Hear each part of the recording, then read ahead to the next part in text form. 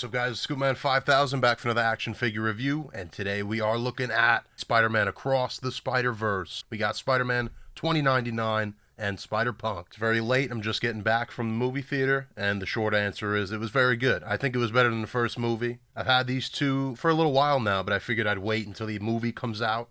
And these are the only two I picked up because the original Spider-Verse, not really necessarily my thing. It was a good movie, but there's about 6 better Spider-Man movies. This one is a contender, though. It was very good. It was an improvement, in my opinion. But going into it, these were the only two I was interested in. SpiderPUNK and Spider-Man 2099.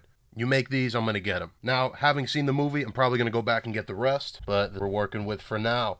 Packaging's very interesting. It's similar to the retro cards. And we know Hasbro is in the plastic-free era. They're actually going to come out of it, but when these figures are being made, is during the plastic-free times. I think this is to appeal to kids, because kids want to see the toys. The packaging for both of them, you get a bit of a splash image of the whole cast of characters. Let's enter the Spider-Verse. Let's start out with SpiderPUNK, and for accessories, both of these are pretty light. You're getting an alternate thwip hand, or rock and roll hand, if you will, but only on the right side, only one hand, and you're getting the guitar. Now, the mold is the same from the previous SpiderPUNK figures. And I don't know if these are decals or what, but they do have a certain texture to them, so they do kind of pop off the guitar. Really cool. And then let's get into the figure, Hobay.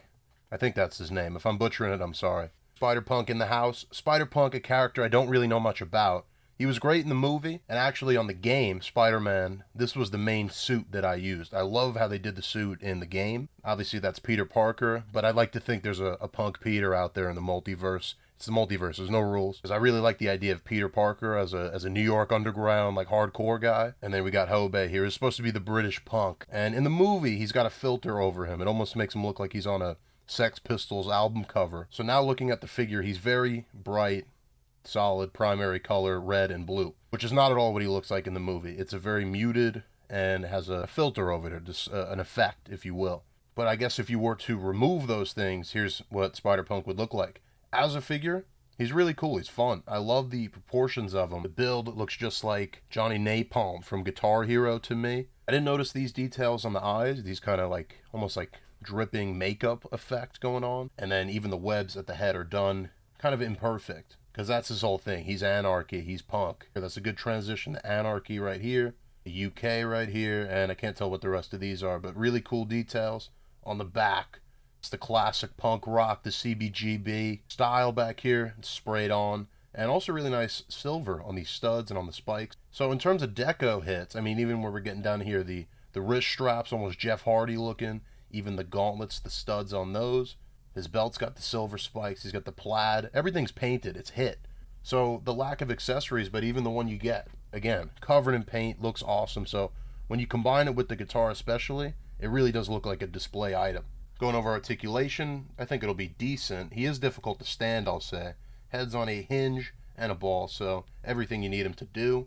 Buries down decent as well. A little bit of a gap, but I don't mind a gap. A little bit of side to side. Yeah, those are limited because they're sculpted like sleeves. They go up into the leather jacket nicely, but that's about where it stops.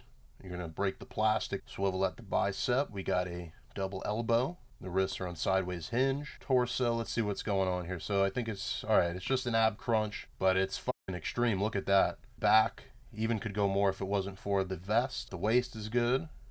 Let's see him kick out. Those suspenders are very soft, so they'll get out the way.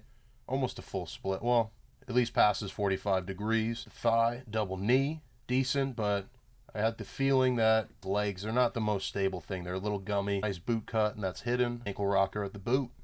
For comparison, here he is with the first wave of Into the Spider-Verse, and we got Peter B. Parker, the only figure I picked up from this wave. And then here he is with my main Miles figure, the Gamerverse version, one of the best Marvel Legends. See, that's a good scale there. I'd imagine the Spider-Verse, Jesus Christ, I'd imagine the Spider-Verse one also scales similar. And then here it is, the comparison that I wanted to see is with the original figure, the comic book version, who I think's a sleeper figure. He's an excellent figure, excellent rendition of the character, pin joints and all. Now that guitar is actually from a Deadpool 2-pack, but it's also the same sculpt. The original came with a white guitar. So now we got options with our guitars, and these two can jam out on the shelf. Unfortunately, I don't have a Gwen. I'm going to have to pick up some of these Spider-Verse figures, and we can make the band. And now here he is, the main event, Miguel O'Hara, Spider-Man 2099.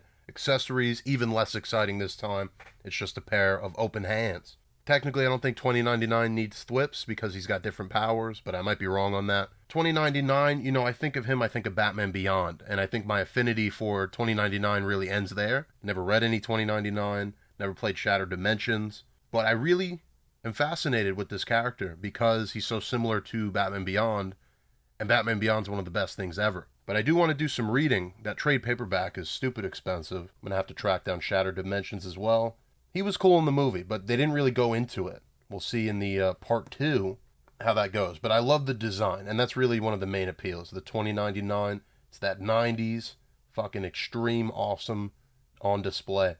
Now, I will say, you got a little bit of sculpt on these red parts, but it does not do it justice. The movie has all kinds of texture, all kinds of lighting, and the figure arts that recently got announced definitely looks like a major upgrade. It does not do the suit justice that's in the movie. I'll say I like the shape of them though. I love that V shape, that exaggerated shape. I wish more actual figures of comic figures would have wider shoulders, a V shape. Get into it, the comic 2099 is on one of the weakest, smallest, frail looking bodies. It's not how 2099 looks. So this is an upgrade in terms of that, but he's too stylized to fit in. So we need an upgraded 2099. One of those new Marvel Legends bodies, Vulcan, something with some girth. All that being said, I mean, you look at this, you know exactly what it is. It's Spider-Verse, Miguel O'Hara. So I can't really complain, but there's a little bit more detail that could be here. Spider logo, all that stuff's done really clean. The red paint is all where it should be. It's got it on the hands here, these little things on his knees. And I feel like, you know, I always compare it to Marvel Legends, but comparing this to McFarlane, I feel like McFarlane maybe wouldn't paint a lot of this stuff. I guess, you know, pros and cons with both lines, but I'd say McFarlane definitely has them beat on texture and not having it feel like a soft plastic, which a lot of times it is a softer one than McFarlane uses. Spikes on the wrist here are pretty good, and they didn't warp out of the package. I think you gotta get the arms a bit more sideways to get that nice silhouette. Bottom of the feet are painted red. Now, this is my one gripe, unless there's something seriously wrong with articulation, is this cape. It's barely even in the movie, and it's digital. He can, like, turn it on and off. You can't do that with this figure. If you rip this out, I mean, it's just a big-ass peg. You could rip it out, and I might do that just to have him on the shelf without that weight behind him, but then if I turn him around, he's going to have a gap. I feel like a swappable back plate like we just looked at on that Mafex Nightwing. Now, obviously, this isn't a Mafex, but there should have been something. I wish that was removable, even if we did have a hole back here. Otherwise, basic but effective. That's what a good superhero costume should be. Articulation is going to be interesting. I already see there's, I don't think any hinge here, but it actually moved up very well. He's got a very short cranium in the back here. So he does look up for sure. And it's not as good as if it had a hinge, but I'll take that. Does not go down at all as a result. Then side to side is there.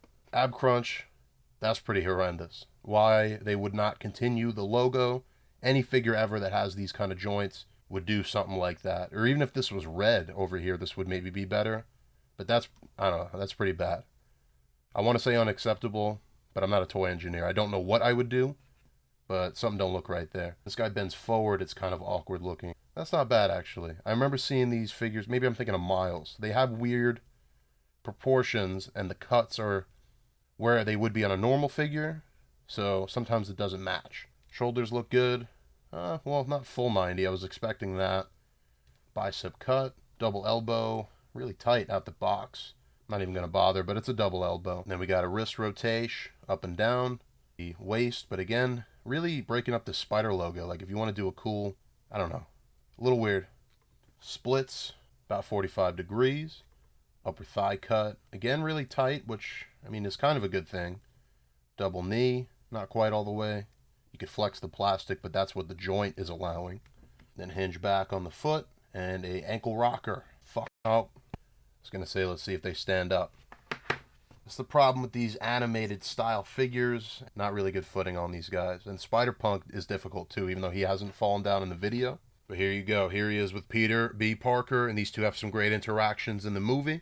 Here he is with Gamerverse Miles, and again, this works really well. Styles are different. I'm going to have to pick up a Spider-Verse Miles finally. Here he is with Spider-Pig. Let's throw in an MCU. Tom Holland Peter. Finally, the meat of the matter. Christ, look at this leg. Guy's been in a bin, if you can't tell. That's just like fucking disgusting. So here's our bow-legged fucking shrimp legs. Miguel actually standing up better than the animated figures. And yeah, I mean, regardless of the legs, I can just heat those up. I like the metallic here, even though it probably should be brighter. Colors are somewhere in between these two that it should be, and this guy was always on a way too skinny body. 2099 was jacked. He was V'd out like this figure. So I think if you did a fusion of these two, you have the perfect 2099, but neither of these two are at the moment. I'm also realizing that this figure definitely should have came with some claw hands. And that is going to do it for Across the Spider-Verse. Lord. Definitely some problems with these two, and I'm sure the rest of the wave, but I think for most people, these will do fine as your Spider-Verse figures. I think I am going to go for the upgrade, the Figuarts on Miguel. Probably pick up the Gwen too, and then I definitely at least have to get a Miles Legends. I don't know. We'll see what the future tells. If I catch a clearance or something like that. I know I probably won't pick up Spider-Woman, fucking Cyborg, or the other Spider-Woman that's barely in the movie, Spot or whatever, but, you know, I do want the core team. Movie was good. Figures, they're fine. I actually think Spider-Punk's very fun, but both of them very difficult to stand. Articulation's not the best.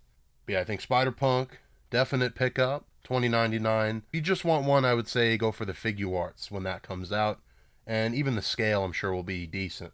As always, I'm going to take some figure photography. You can check out my library on Instagram. So make sure to check out my second channel. We're going to be doing a review of this movie and what could have been, let's say. It's going to do it for this one. I'll see you guys in the next action figure review.